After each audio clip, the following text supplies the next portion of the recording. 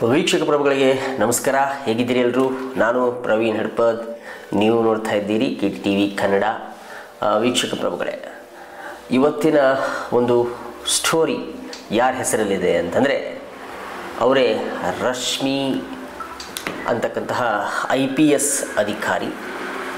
ರಶ್ಮಿ ಅನ್ನುವಂತಹ ಮುಂಬೈ ಪೊಲೀಸ್ ಅಧಿಕಾರಿ ಸುಮಾರು 2,64,00,000 ರೂಪಾಯಿ ಸಮಥಿಂಗ್ ಅಮೌಂಟನ್ನು ತಮ್ಮ ಒಂದು ಅಕೌಂಟಲ್ಲಿ ಇರಿಸಿಕೊಂಡಿರ್ತಾರೆ.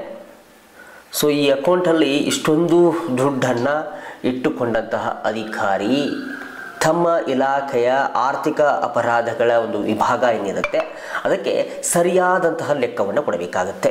ಆದರೆ ಈ ಅಧಿಕಾರಿ ಸರಿಯಾದಂತಹ ಲೆಕ್ಕವನ್ನು ಕೊಡ್ತಿಲ್ಲ. ಹಾಗೆ ಇಷ್ಟೊಂದು ದೊಡ್ಡ ಮೊತ್ತದ ಅಮೌಂಟ್ ಈ ಅಧಿಕಾರಿಯ ಅಕೌಂಟ್ಗೆ ಹೇಗೆ ಜಮಾ ಆಯಿತು?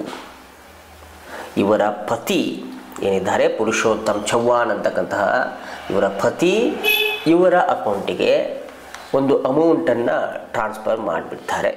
ಸೊ ಆ ಅಮೌಂಟು ಇವರ ಅಕೌಂಟಲ್ಲಿದೆ. ಸೊ ಯಾಕೆ ಇಷ್ಟೊಂದು ಅಮೌಂಟನ್ನು ಅವರು ಟ್ರಾನ್ಸ್ಫರ್ ಮಾಡಿದರು ಅಂತಂದರೆ ಇವರು ಆ ಪತಿಯಿಂದ ಡಿವೋರ್ಸನ್ನು ತೆಗೆದುಕೊಂಡಿದ್ದಾರೆ. ಹೀಗಾಗಿ ಪತಿಯಿಂದ ಇಷ್ಟೊಂದು ಅಮೌಂಟ್ ಟ್ರಾನ್ಸ್ಫರ್ ಆಗಿರುವಂಥದ್ದು. ನಂತರ ಪತಿ ಸಹ ಅರೆಸ್ಟ್ ಆಗಿದ್ದಾರೆ. ಯಾಕೆ ಅಂತಂದರೆ ನಿಮಗೆ ಕಡಿಮೆ ಬೆಲೆಯಲ್ಲಿ ಸರ್ಕಾರದ ನಿವೇಶನಗಳನ್ನು ಕೊಡ್ತೀನಿ ಅಂತ ಹೇಳಿ ಜನರಿಗೆ ಸುಮಾರು 32 ಕೋಟಿಗೂ ಅಧಿಕ ಅಷ್ಟೊಂದು ಮೊತ್ತದ ಹಣವನ್ನು ಇಸಿದುಕೊಂಡು ಮೋಸವನ್ನು ಮಾಡಿರ್ತಾರೆ. ಸೊ ಹೀಗಾಗಿ ಪತಿ ಕೂಡ ಅರೆಸ್ಟ್ ಆಗಿದ್ದಾರೆ. ಸೊ ಪುರುಷೋತ್ತಮ್ ಚವ್ಹಾಣ್ ಅಂತಕ್ಕಂಥವರು ಈ IPS ಅಧಿಕಾರಿ ಏನಿದ್ದಾರೆ ರಶ್ಮಿ ಅವರು, ಇವರು ಗೃಹರಕ್ಷಕ ಇಲಾಖೆ ಅಂದರೆ ಗೃಹರಕ್ಷಕ ದಳ ಏನಿದೆ ಸೊ ಆ ದಳ ಮತ್ತು ಹಾಗೆ ಒಂದು ಸಿವಿಲ್ ಡಿಫೆನ್ಸಲ್ಲಿ ಒಂದು IPS ಅಧಿಕಾರಿ ಅಂದರೆ SP ಆಗಿ ಕಾರ್ಯನಿರ್ವಹಿಸ್ತಾ ಇದ್ದಾರೆ. ಇವರು ಸದ್ಯಕ್ಕೆ ದುಡ್ಡಿಗೆ ಸರಿಯಾದಂತಹ ಲೆಕ್ಕವನ್ನು ಕೊಡುತ್ತಿಲ್ಲ ಅನ್ನುವಂತಹ ಆರೋಪ ಇವರ ಮೇಲಿದೆ. ಸೊ ತನಿಖೆ ಸಹ ಈಗ ಸದ್ಯಕ್ಕೆ ನಡೀತಾ ಇದೆ. ಹಾಗೆ ಸಿವಿಲ್ ಡಿಫೆನ್ಸ್ ಮತ್ತು ಹೋಮ್ ಗಾರ್ಡ್ ವಿಭಾಗದಲ್ಲಿ ಅಂತ ಏನು ಹೇಳಿದೆ ನಾನು, ಆ ವಿಭಾಗದಲ್ಲಿ ಇವರು SP ಆಗಿರುವಂಥವರು. ನಂತರ 32 ಕೋಟಿ ವಂಚನೆ ಅವರ ಹಸ್ಬೆಂಡ್ ಮಾಡಿರುವಂಥದ್ದು. ಹಾಗೆ EOW ಅಂದರೆ ಆರ್ಥಿಕ ಅಪರಾಧಗಳ ವಿಭಾಗ ಏನಿದೆಯಲ್ಲ ಇದು ಪೊಲೀಸ್ ಮಹಾನಿರ್ದೇಶಕರಿಗೆ ಒಂದು ಪತ್ರವನ್ನು ಬರೆದಿರುತ್ತೆ. 2017 ಮತ್ತು 2018ರಲ್ಲಿ ಈ ರಶ್ಮಿ ಕರಂಡಿಕರ್ ಅಂತಕ್ಕಂತಹ IPS ಅಧಿಕಾರಿ ಏನಿದ್ದಾರೆ ಇವರ ಒಂದು ಇನ್ಕಮ್ ಟ್ಯಾಕ್ಸ್ ಮಾಹಿತಿಯನ್ನು ಏನು ಕೊಟ್ಟಿರ್ತಾರೆ ಇವರು ಅದನ್ನು ನಮಗೆ ಒದಗಿಸಬೇಕು ಅಂತ ಹೇಳಿ ಒಂದಿಷ್ಟು ಮಾಹಿತಿಯನ್ನು ಕೇಳಿದ್ದಾರಂತೆ. ಹಾಗೆ ರಶ್ಮಿ ಕರಂಡಿಕರ್ ಅವರು ದಕ್ಷ ಅಧಿಕಾರಿ ಇರಬಹುದು, ಇನ್ನೊಂದು ಮಗದೊಂದು ಇರಬಹುದು, ಆದರೆ ಇಷ್ಟೊಂದು ಮೊತ್ತದ ಹಣವನ್ನು ತಮ್ಮ ಅಕೌಂಟಲ್ಲಿ ಇರಿಸಿಕೊಂಡಿದ್ದಾರೆ. ಹಾಗೆ ಈ ಹಸ್ಬೆಂಡ್ ಮತ್ತು ವೈಫ್ ಮಧ್ಯೆ ಈ ಹಣದ ವ್ಯವಹಾರ ನಡೆದಿದೆ. ಹಾಗೆ ಈ ಹಣದ ವ್ಯವಹಾರಗಳಿಗೆ ರಶ್ಮಿ ಕರಂಡಿಕರ್ ಏನಿದ್ದಾರಲ್ಲ SP ಅವರು, ಅವರ ಹಣದ ವ್ಯವಹಾರವನ್ನು ಅಥವಾ ಬ್ಯಾಂಕ್ ಅಕೌಂಟ್ಗಳನ್ನು ಮ್ಯಾನೇಜ್ ಮಾಡುವಂಥವರು ಪುರುಷೋತ್ತಮ್ ಚವ್ಹಾಣ್ ಅವರು. ಹೀಗೆ ಜನರಿಗೆ ಅಥವಾ ಸಾರ್ವಜನಿಕರಿಗೆ 32 ಕೋಟಿ ರೂಪಾಯಿಗಿಂತ ಹೆಚ್ಚು ಮೊತ್ತದ ಹಣವನ್ನು ಅಥವಾ ಹಣ ಇಸಿದುಕೊಂಡು ಮೋಸ ಮಾಡಿರುವಂಥದ್ದು, ಚೀಟ್ ಮಾಡಿರುವಂಥದ್ದು ಇವ್ರ ಮೇಲೆ ಒಂದು ಆರೋಪ ಕೇಳಿಬಂದಿದೆ. ಹೀಗೆ ಅರೆಸ್ಟ್ ಸಹ ಆಗಿದ್ದಾರೆ. ಇಷ್ಟೊಂದು ಹಣದ ವಂಚನೆ ಪ್ರಕರಣ ನಡೆದಿರುವಂಥದ್ದು. ಹಾಗೆ ಈ ರಶ್ಮಿ ಕರಂಡಿಕರ್ ಅವರ ಅಕೌಂಟಲ್ಲಿ ಭಾರೀ ಮೊತ್ತದ ಹಣ ಪತ್ತೆಯಾಗಿದೆ. ಸೊ ಹೀಗಾಗಿ ಈ ಆರ್ಥಿಕ ವಿಭಾಗ ಏನಿದೆ ಪೊಲೀಸ್ ಮಹಾನಿರ್ದೇಶಕರಿಗೆ ಒಂದು ಪತ್ರವನ್ನು ಬರೆದು 2017 ಮತ್ತು 2018ರಲ್ಲಿ ರಶ್ಮಿ ಕರಂಡಿಕರ್ ಅವರು ಕೊಟ್ಟಿರುವಂತಹ ಈ ಇನ್ಕಮ್ ಟ್ಯಾಕ್ಸ್ ಮಾಹಿತಿ, ಅದರ ವರದಿ ಏನೇನು ಕೊಟ್ಟಿದ್ದಾರೆ, ತಮ್ಮ ಇನ್ಕಮ್ ಟ್ಯಾಕ್ಸಲ್ಲಿ ಎಷ್ಟು ಹಣ ಇದೆ ಅಥವಾ ಇನ್ಕಮ್ ಟ್ಯಾಕ್ಸಲ್ಲಿ ಅನ್ನೋಕ್ಕಿಂತ ಅವರ ಇನ್ಕಮ್ ಎಷ್ಟಿದೆ, ಅವರ ಅಕೌಂಟಲ್ಲಿ ಎಷ್ಟು ಅಮೌಂಟ್ ಇದೆ, ಹಾಗೆ ಚರಾಸ್ತಿ ಸ್ಥಿರಾಸ್ತಿಗಳೆಷ್ಟು, ಹಾಗೆ ಅವರು ಈ ಹಿಂದೆ ಎಲ್ಲೆಲ್ಲಿ ಕೆಲಸವನ್ನು ಮಾಡಿದ್ರು, ಈ ರೀತಿ ಏನಾದರೂ ಆರೋಪಗಳು ಈ ರಶ್ಮಿ ಕರಂಡಿಕರ್ ಅವ್ರ ಮೇಲೆ ಕೇಳಿ ಬಂದಿದ್ವಾ ಅನ್ನುವಂತಹ ಒಂದಿಷ್ಟು ವಿಷಯಗಳ ಅನ್ವಯ ಇವತ್ತು ಪೊಲೀಸ್ ಇಲಾಖೆ ತನಿಖೆಯನ್ನು ನಡೆಸ್ತಾ ಇದೆ.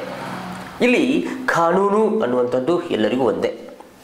ನಮ್ಮ ಕರ್ನಾಟಕದಲ್ಲೂ ಏನೇನು ಸದ್ಯಕ್ಕೆ ಬೆಳವಣಿಗೆ ಆಗ್ತಾ ಇವೆ ಅನ್ನುವಂಥದ್ದು ನಿಮಗೆಲ್ಲ ಗೊತ್ತೇ ಇದೆ. ಸೊ ಕಾನೂನು ಎಲ್ಲರಿಗೂ ಒಂದೇ.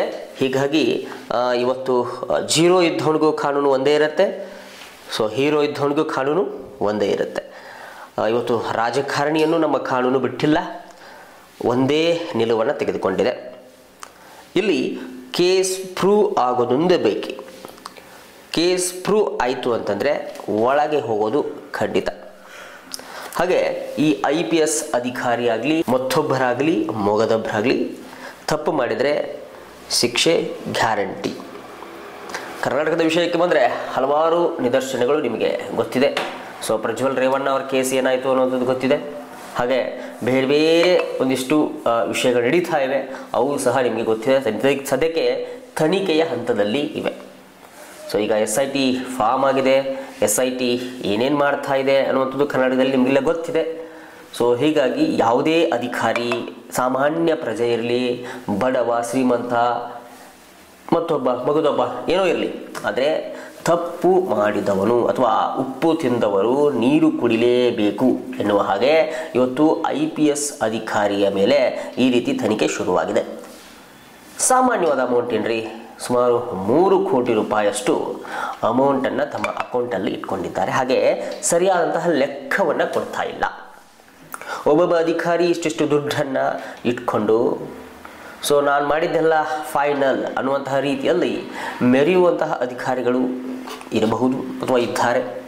ಅದರಲ್ಲೂ ಒಂದಿಷ್ಟು ಅಧಿಕಾರಿಗಳು ಸೌಜನ್ಯ ರೀತಿಯಲ್ಲಿ ನಡೆದುಕೊಳ್ಳುತ್ತಿದ್ದಾರೆ. ತಮ್ಮ ಅಕೌಂಟಲ್ಲಿ ತಮ್ಮದೇ ಆಗಿರುವಂತಹ ಪೇಮೆಂಟ್ಗೂ ಸಹ ಸಾಲದೆ ಒಂದಿಷ್ಟು ಮೊತ್ತವನ್ನು ಇಟ್ಕೊಂಡು ಜೀವನ ನಡೆಸುವ ಅಧಿಕಾರಿಗಳು ಸಹ ಇದ್ದಾರೆ.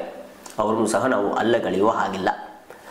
ಅಲ್ಲೊಬ್ಬರು ಇಲ್ಲೊಬ್ರು ಅಂತೆ ಈ ರೀತಿ ಮಹಾನ್ ಕುಳಗಳು ಸಹ ಇದ್ದಾರೆ. ಸೊ ಏನೇ ಆಗಲಿ, ನಮ್ಮ ಭಾರತೀಯ ಕಾನೂನು ಏನಿದೆ ಎಲ್ಲರಿಗೂ ಒಂದೇ. ಈ ಕಾನೂನಿನ ಮೀರಿ ಯಾರೂ ಮರೆ ಆಗೋಕ್ಕೆ ಸಾಧ್ಯ ಇಲ್ಲ. ಇವತ್ತು ನನ್ನ ಹತ್ರ ಅಧಿಕಾರ ಇದೆ, ಆಸ್ತಿ ಇದೆ, ಅಂತಸ್ತಿದೆ ಅಥವಾ ಪೊಲಿಟಿಕಲ್ ಬ್ಯಾಕ್ಗ್ರೌಂಡ್ ಇದೆ ಅನ್ನುವಂತಹ ಅಧಿಕಾರಿಗಳಿಗೆ ನೆನ್ಪಿಟ್ಕೊಳ್ಳಿ, ಅಧಿಕಾರಿಗಳೆಲ್ಲ ನೆನ್ಪಿಟ್ಕೊಳ್ಳಿ, ಮುಂದೊಂದು ದಿನ ನಿಮಗೆ ಈ ರೀತಿ ಒಂದು ಹಗ್ಗ ಹೊಸೆಯೋದು ಗ್ಯಾರಂಟಿ. ಯಾಕಂತಂದರೆ ನೀವು ಯಾವ ರೀತಿ ಮೆರಿತಿರ್ತೀರೋ ಹಾಗೆ ನಿಮ್ಮ ಹಗ್ಗ ಸಹ ರೆಡಿ ಆಗ್ತಾ ಇರುತ್ತೆ. ಹಗ್ಗನ ಹೊಸಿಲಿಕ್ಕೆ ಒಬ್ಬ ವ್ಯಕ್ತಿ ಇರ್ತಾನೆ, ಆತ ಹೊಸಿಲಿಕ್ಕೆ ಪ್ರಾರಂಭ ಮಾಡ್ತಾ ಇರ್ತಾನೆ, ಅದು ನಿಮಗೆ ಗೊತ್ತಾಗಲ್ಲ. ಸೊ ಆ ಹಗ್ಗ ನಿಮ್ಮ ಕುತ್ತಿಗೆಗೆ ಬಂದಾಗ ನಿಮಗೆ ಅರ್ಥ ಆಗುತ್ತೆ. ಸೊ ಅದರಿಂದ ಅಧಿಕಾರಿಗಳು ಒಂದಿಷ್ಟು ಈ ಮಾನವೀಯ ಮೌಲ್ಯಗಳನ್ನು ಕಲಿಯೋದು ಒಳ್ಳೆಯದು. ಹಾಗೆ ಒಂದು ರೀತಿ ಪ್ರಾಮಾಣಿಕವಾಗಿ ಕೆಲಸ ಮಾಡಿ ಹಾಗೆ ನಮ್ಮ ದೇಶದ ಆಸ್ತಿಯನ್ನು ರಕ್ಷಿಸಿ. ಹೀಗೆ ನೀವು ಕೋಟಿ ಕೋಟಿ ರೂಪಾಯಿ ಹಣವನ್ನು ನಿಮ್ಮ ಅಕೌಂಟಲ್ಲಿ ಇಟ್ಕೊಂಡ್ಬಿಟ್ರೆ ನಮ್ಮ ದೇಶದ ಅಥವಾ ನಮ್ಮ ಸರ್ಕಾರದ ಗತಿ. ಇಷ್ಟೊಂದು ವಂಚನೆ ಮೋಸ ಮಾಡೋದೇ ತಕ್ಕೆ. ನಿಮ್ಮ ಹೊಟ್ಟೆ ಎಷ್ಟು ಸ್ವಾಮಿ ಹೊರೆಯೋದು? ಗೇನು ಹೊಟ್ಟೆಗೆ ಒಂದಿಷ್ಟು ಸ್ಥಳಕ್ಕೆ ಇಷ್ಟಿಷ್ಟು ಕೋಟಿ ಕೋಟಿ ಆಸ್ತಿಗಳನ್ನು ಮಾಡಿಟ್ಟು ಏನು ಮಾಡ್ತೀರಿ? ಓಕೆ ವೀಕ್ಷಕ ಪ್ರಭುಗಳೇ, ಈ ಲಕ್ಷ್ಮಿ ಅವರ ಒಂದು ಕೇಸ್ ಏನಿದೆ ಏನಾಗುತ್ತೆ ನೋಡೋಣ. ಸೊ ಮುಂದಿನ ದಿನಗಳಲ್ಲಿ ಇದರ ಅಪ್ಡೇಟನ್ನು ಸಹ ಕೊಡ್ತಾ ಹೋಗ್ತೀನಿ.